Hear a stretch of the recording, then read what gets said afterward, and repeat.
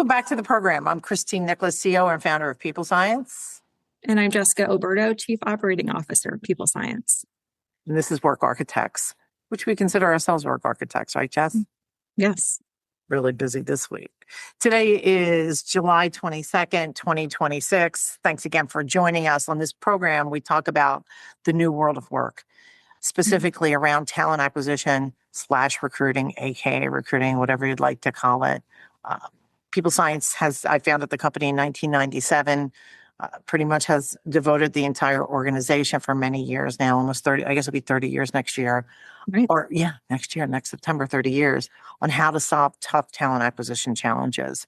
From there, we quickly grew into an RPO. We also do contract recruiting, and we have our own proprietary software, Hiregate. This program is to talk about what we're seeing, what we're hearing, real life situations through our own recruiting, through analysis, and through what we're seeing and hearing, and most of all, from the feedback that we get from our client customers and people like you who are viewing. So welcome aboard. Let us know anything that you want to talk about. Of course, hit subscribe, follow us. We'll look forward to interacting with you. Thank you for those that are coming back. We have turned this into a weekly program by request. Thanks so much. So let's talk today about the new ecosystem of recruiting. So if you are a follower and you've heard some of this, we've elaborated a little bit more today, but let's talk about where it's really going. So where did this, Jess, could you pull that slide up? Let me just explain where we came up with this concept. So as talent acquisition advisory, we're compensated and we spend our entire time really looking at where is recruiting going? What does the ecosystem look like? How does talent acquisition interact with that? And probably we're best known too for elevating the talent acquisition profession, or that's our goal in the long run. So for the last, I'm going to say almost 2 years, I and Jess and other people on our team have spent a lot of time analyzing the effects of AI in conjunction with process engineering, the new talent ecosystem, how everything is intertwined. And then we established where we see TA going. We're now enacting this within our RPO practices and with our own internal practices. So come along on this ride with us and we'll let you know how it turns out. So do we have our slide up, Jess, or no? I'm pulling it up right now. We're going to break this into quite a few series, but today we're going to talk about that new talent ecosystem. And when we were just getting ready to go live, Jess was telling me how she was telling a prospect the other day. What was the question he asked you, Jess? He was asking me, how can he, during a hiring surge, avoid a big recruiting cost? So, how would an organization respond to changing talent demands without continually having to face increased fixed recruiting cost? Enter the talent ecosystem. Look at the timing on that. That worked out beautifully, right? So, it's always traditionally, and we saw this in 2022, right? And we also witnessed the failure of talent acquisition. Positions spiked up. Everybody needed to hire, throw more people at it. It's like in talent acquisition, it's just like throw more money at it. Actually, it's kind of the opposite. It's like get more recruiters. More recruiters, we're going to get better results. The irony of that is that doesn't work in any other department. I mean, if you're failing at recruiting and you're having a hard time, you wouldn't just amp up what you're doing, right? You would look at what is the issue and why can't I get there?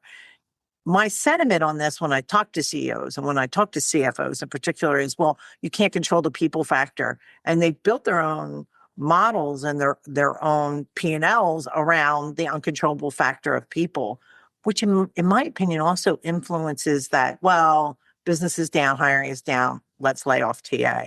TA is something that we need now. We don't maybe need it later. It's an on-off switch. Well, that's pretty much the same throughout the organization. So why is it when it comes to talent acquisition, we're just saying we can't control many factors because it's people involved? There's absolutely no truth to that. There's always factors that you cannot control, but there are a lot of factors you can't control. And working on it as well as in it is what does that. In Talent Act, we become very reactive. We get a rec, we feel a rec, we go after it. Everybody gets mad at us if we don't get it right. You get a big hip hit parade one time if you get it right. And then you move on to the next thing, kind of forget everything that you've learned.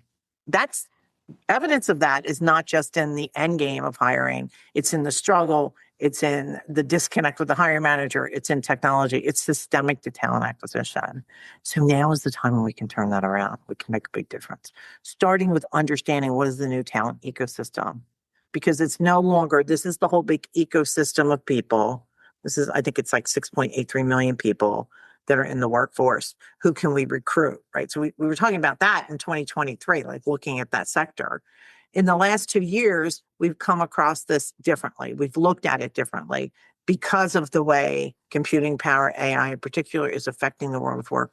We're saying, instead of looking at a job description, what's the work that needs to be executed? I'm just pausing there to give you a chance to think about that. So what if you never got another job description, but you got an order that said, this is the work that needs to be executed? Because really, that is what's happening, right? It's like, here's a job description, then you get a candidate and it doesn't match this and it doesn't match for that, because it's almost impossible. And that's also because the world of work is changing. The work itself is changing. It's no longer, this is my job, I sit in the seat and I do this. There's so many other factors involved, including looking at it from the 50-foot level, having good metrics to measure what you're doing, a lot of fine pieces. So that leads us to this new kind of ecosystem of people. How can I accomplish the work? When I'm talking about the job, I'm going to talk about the work. So starting with, the 18,000-pound elephant in the room is AI agents. So if you're the taker, we're laughing because it is the big elephant. Everybody talks about it, everybody's kind of gun shy too, right? AI really has become so sophisticated. I think this time last year when I was attending conferences, I'm like, yeah, but TA is still going to be needed. And we're still going to need it for this. And we're still going to, and I'm meeting with supplier after supplier and finding out, oh no, that can be automated.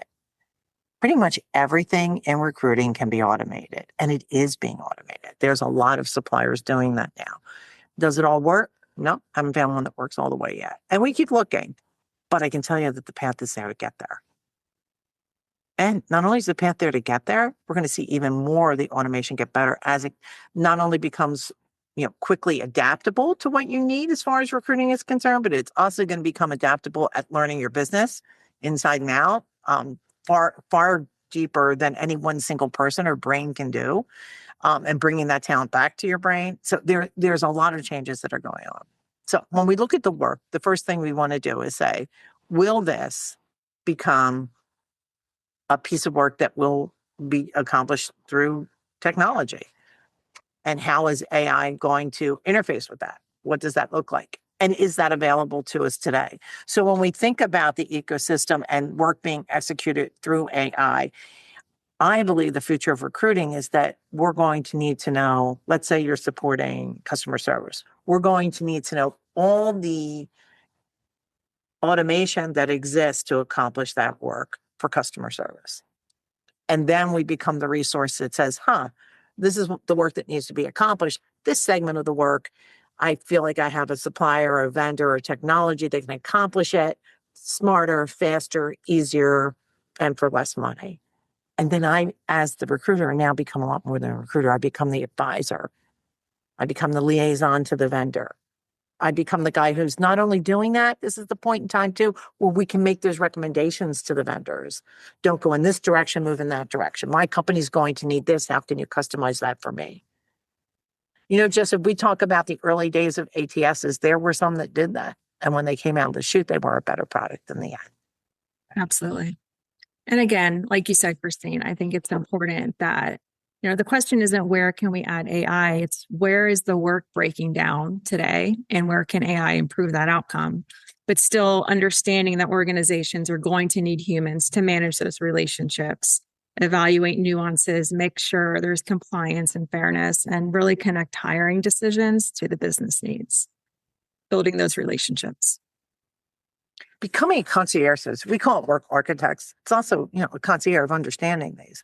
There's a lot of time and energy and intellect that has to go into determining what these vendors are going to supply, what they're supplying now, evaluating them, looking at cost, helping create the products themselves. That's a big job in and of itself. And notice it's just one part of the new ecosystem. Right. Moving on to the contingent side. I think the world of work, I mean, I remember in 1980, this book came out, The Clover Effect, and it made this prediction that by the year 2000, you'd see like a whole mass of people that were working as contractors and their own agents and this kind of thing. And that is really where contingent comes from, right? So for the sake of this conversation, when we talk about contingent, we're talking about using temporary staff, contractors, and outsourcing entire segments. I think we're seeing outsourcing grow considerably. Of course, we have an outsourcing division, so we do look at it from that perspective. But also when you look at work across the board, right? Whenever there's a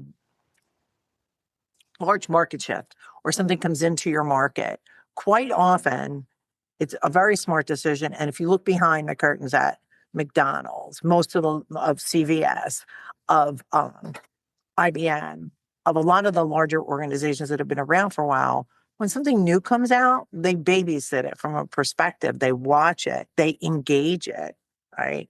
And then they decide, is this something that's better outsourced? And even if it is an outsourcing partnership, they're plugging that now to make sure that they're getting all the wins of AI. Because when you go with the right contractor, or you go with the right outsourcing firm, what you start to see is, because that's all they're doing, they're really focused, they're myopic, they're able to get that myopic information and give it back to you. And a lot of these contracts we're now seeing also allow for a 2-year contract with the effect that you can buy it back into your organization. It's kind of like the old concept of franchising, right? I have multiple franchisees, multiple franchise organizations in different areas. I learn the market from them and then I buy them back, and that's how I grow. So I think that the outsourcing companies that are out there, and certainly contractors, can help organizations in this AI revolution learn the pieces that they're going to be able to take internally. Have you seen any of that in your own personal work recently, Jess? I have, yes. And really, I think the organizations that are doing this are looking or asking this question of themselves. If our hiring demand doubled tomorrow, what would break first? And that could be recruiter capacity. It could be hiring managers need to have someone in the seat. It could be the candidate experience. So being able to have a contingent workforce available for that amount of time to support the business needs, I think is extremely smart in forecasting and be able to hit that nut. Yeah, and people might say it's a sign of the times, because I think AI is prompting companies more towards that. But the beginning of your statement was, how do we do that without just throwing people at it? I'm glad to hear they're asking, because that's been the challenge all along. Let's just throw more bodies there. And as an RPO, we come in and inherit the current state of recruiting, right? No one ever calls us and says things are going really well. Can you come in and take over recruiting? It's like, we don't know what's wrong. We need to figure out what's wrong, or you already have the solve for this. So, bring it in there. But at least they're working on it and not just in it, as compared to, I'll just put bodies on this. Hopefully run into a market like that again, which I think we're kind of experiencing it because of the shortage of talent, but that we'll all get smarter and better funded. Okay, the next part of the ecosystem, and I know that most companies are already considering this, skills up, skill training, upskilling, some of the hottest terms since 2022, which was interesting. Like, it took a pandemic for the C-suite to understand that talent acquisition needs to change, I think. But, there it goes. In today's age, I would like to see recruiters move towards the analysis of what is my internal strength, work strength. How does it fit? Remember, now we're getting a work requisition. Does it make sense to train our customer service representatives that have a certain kind of profile, either an assessment profile or have shown indicators of sales, into our entry-level sales program? This is just an example. Or, do we take our interns and train them up? How long will it take us to train them up to be an AI coder? Like, how does all of that intertwine? So what's my baseline that I need to accomplish this specific work? Do I have the internal talent? And if I do, how long is it going to take me? And consequently, how much is it going to cost me to train up? And what are the other advantages to the organization to that? And then putting a program through to execute that, but also making those tough decisions. Look, we need to hire faster. It's going to take us 1.5 years to train up. It's going to cost us more money in the long run to do that. Let's just go with an outside candidate. But notice we didn't start any of this conversation of executing this work on who we're going to hire. We're still talking about the work. Now we're starting to say, this is the work, where's it better executed? And then moving over to referral programs. I just asked AI the other day, where did the bulk of new hires come from? This is a spread that I got on both chat and on Claude. It was like between 25 and 48%. I mean, not that that's a huge variance. Right. I think we've always said it's 40% comes from referrals, but having written referral programs, executed referral programs, I can tell you that so much money goes down the drain. Right, Jess? Oh, yes, I've seen it. We had worked a few years ago with an organization had a very, very, very tiny reach, and they needed to hire 2,800 people. Or, oh, sorry, there's only 2,800 people in the country, and they needed to hire 400 of them. And it was just so interesting to me because they then told the entire organization, you'll get $5,000 for every candidate you produce. And then everybody in the organization, it seems, went on LinkedIn and supplied a name. Oh, look at this guy. And then we're screening them and they're giving them $5,000. So looking at your referral program and making sure that it's layered is much more cost effective. But when it comes to this new work, looking at, how well are the referring employees performing their work? And are they going to supply people to you at that same level? And asking them in the front, asking them up front, why are you recommending this person? Is it your brother's cousin's uncle? Is it somebody who you know well because you've worked with them somewhere else, right? Those tend to be the biggest averages, especially in tech. You recruit one person, a whole team winds up following, right? So, but really understanding what's the execution like and looking at that a year later and saying, how well is the referral program really working for us? I mean, we have another client that has a major part of their organization is housed in a very, very small market. And it's a manufacturing facility, it's biotechnology, and they really can't move from there. So everybody they're recruiting is a referral. I mean, you can't go, what's the story, right? You can't go to the grocery store without bumping into somebody you work with. Right. It's that kind of situation. But I think we've been making recommendations, and I know that there's a fast food or organization that we've talked to too that has done the same thing. And then they actually went offshore and brought some interns in from Ireland to see the difference in the performance. And the performance from the interns was so much higher than the referrals that the decision was made to make a change. And they're actually bringing foreign talent into the middle of the US to execute this, or at least they were 2 years ago. So how good is your referral program? Right? And should you be looking at referrals to complete this work? There could be, especially in the AI development world, it's a very myopic world, although there's a huge focus. So talking to those employees and saying, who else do you know? Who else would you recommend? As we see this floating among all large tech companies now. Anything to add about referrals or internals, Jess? No, again, I think having a streamlined process in place for the referral, so they're vetted carefully, and then also measuring performance of those referrals will help you decide if this is the right strategy or not. Yeah, and I think that the fail comes in that we don't see companies measuring their referrals production and how well fit they are. I've seen entire departments morph. In the Valley, that's a common thing, an entire department change. And that's great. If they execute by the deadline, they get the work done. But I'm going to say more than half don't. So it's understanding when it works and when it doesn't makes a difference. Again, not a solve all. It's just like, don't throw more bodies in there. Don't just make the assumption because Harry's making a reference of Sally that Sally's going to be as Harry. Measure, right? And then the last two are sourced and incoming. And in the talent acquisition world, we tend to understand this really well. I did get an email last week after I talked about this a little bit, and it's somebody that I've known for a long time who's just moved to a new organization. And this is what he said. Yeah, but we don't even know how to source. So I was like, okay, that was kind of out on the blue. Like he's listening to a different presentation I was doing, and he's really like, we don't even know how to source. So in some organizations, sourcing still is not a thing, or they have the sourcing, like, they count on a staffing company to come in and do it for them when it's a tough hire or whatever the case. But when you're looking at the work to be executed and you say, well, none of the, agents aren't going to work, the contingent for the internal, the referrals, we really need some fresh blood here. Well, those people are already working. So post away. But the market is so loud and crowded. I mean, we see every minute of every day right now the fails in hiring, right? Pulling the trigger too fast because you're afraid you're not going to be able to get a candidate that's good, not measuring the result of the hire that happens. And all this is coming because the bulk of the hiring is coming to incoming. And then we're mad at Indeed, right? And we should be, because Indeed's doing some really wonky stuff right now. I think we all need to take a deeper look. That's a whole other chapter, right?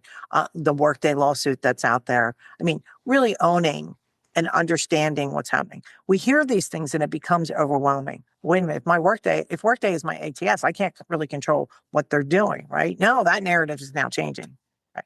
And we have to be empowered to babysit our own things, because not only are these suits coming through to Workday, they're coming through to the organizations. And they actually are helping us pinpoint the things that we are doing right and the things that we aren't doing wrong if we embrace them. But I think there's so much going on. It's hard not to feel flooded by this information. So just imagine what your candidate thinks, right? So if you need the work executed and you need a certain kind of talent, why would you even recommend at this point posting, Jess? Or do you think you should have a better, invest more money in source tools and organizing the search? Absolutely. I think today, current state, you can't just post and pray anymore. You have to have a well-balanced candidate slate. Otherwise, if you just keep doing the same thing you've always been doing, you'll get the same results. And I love the new talent ecosystem idea, because I think the organizations that are going to succeed won't necessarily have the biggest recruiting teams or the best and newest technology in place. They'll be the ones that are the most connected and adaptable to this type of talent ecosystem.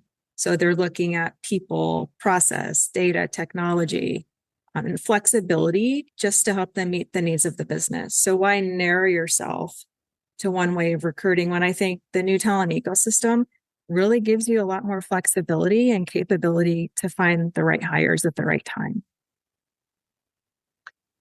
And all those things that you just talked about, they are all cost issues, right? I think we are going to see a great reduction in the amount of recruiting talent executing these two, right? Incoming and sourced. Once we start to look at the broader picture where there's more success and where you have more opportunities, but that also changes the skill set that we need in talent acquisition. So it's important, I think, to keep yourself educated. And I applaud the people that are here today. I would love to get the feedback of the audience on the new ecosystem, see if anybody out there is using this besides us, because I know it's a very new concept, but we're going to keep you posted. We commit every week to letting you know how we're doing as we're moving requisitions into work execution as compared to requisitions, and how to get there. We also did a program called More for Miss, which you can find on our website. Is it here on YouTube too? I think it is on YouTube. Yes. Take a look at that. That gives you the whole picture in a 15-minute presentation. And next week, we'll be talking about the actual position and where we're going as a work architect and what that means for you. Any closing points to make, Jess? No, again, I think, like you said, Christine, this will definitely require a new recruiter skill set, becoming an advisor and more of a talent and work architect. And the organizations that will win the talent race are the ones that are going to be adaptable and flexible to this new type of recruitment. So true. And you know what? It's not very often that the opportunity comes along in business to make such a dramatic change that cuts overhead, is much, much, much more effective, and reduces cost across the board. And dare I say, what's more important than a hire to your organization, to the people that it just isn't there. This is the time, and we're in the right place. So let's get moving. Thank you for joining us. Look forward to seeing you next week. Any closing words before we go, Jess? No, thank you for joining us. And I look forward to talking more about this and getting into the work architect. See you soon. Bye.